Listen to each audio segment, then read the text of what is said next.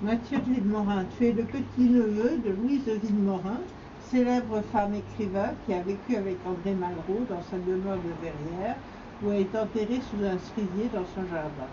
Écrivain toi aussi, tu es devenu handicapé psy à 23 ans et bénéficiant d'un emploi aidé à Schizolie, tu as rebondi et rétabli, tu es devenu président de Schizolie. Parle-moi de ton livre et de ton rôle. Je suis donc bien le petit-neveu de Louise de Villemorin et je l'ai connu enfant, ainsi qu'André Malraux, qui chaque fois que je le voyais m'impressionnait beaucoup.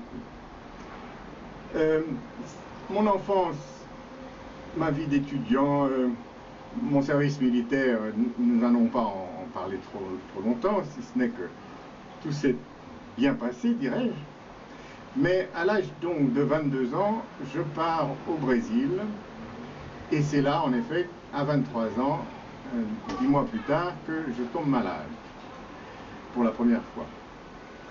Je suis rapatrié en France, et sur le sol national, le territoire français, j'ai eu 3 autres crises.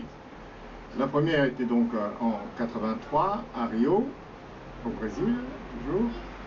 La seconde en 85 et la troisième en 88. Mais entre-temps, j'ai toujours, entre les crises et puis depuis, j'ai toujours pu me reconstruire, j'ai pu travailler dans des métiers très différents. Et ça m'a chaque fois, disons, fait grandir. Et en tout cas, je pouvais me considérer comme stabilisé. Alors, à partir de 2001, j'ai pu bénéficier de la reconnaissance de travailleurs handicapés.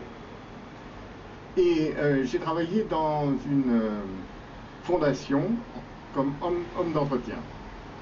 C'est un métier manuel, donc, et qui me raccrochait au réel. Ensuite, avec l'AFPA, j'ai pu suivre une formation de travailleur social. Et ça, c'est comme ça que je suis arrivé jusqu'à Schizolie. J'ai été marié, j'ai eu un fils. Bon, ma vie jusqu'à Schizolie était encore en développement, puisque 2012 a correspondu à ma 4e crise, une rechute, due au succès de mon livre, qui avait été publié donc en septembre, et la crise a eu lieu en décembre. Mais aujourd'hui, en 2018, mon livre a été republié avec un nouveau titre et la préface de Philippe Pozzo di Borgo.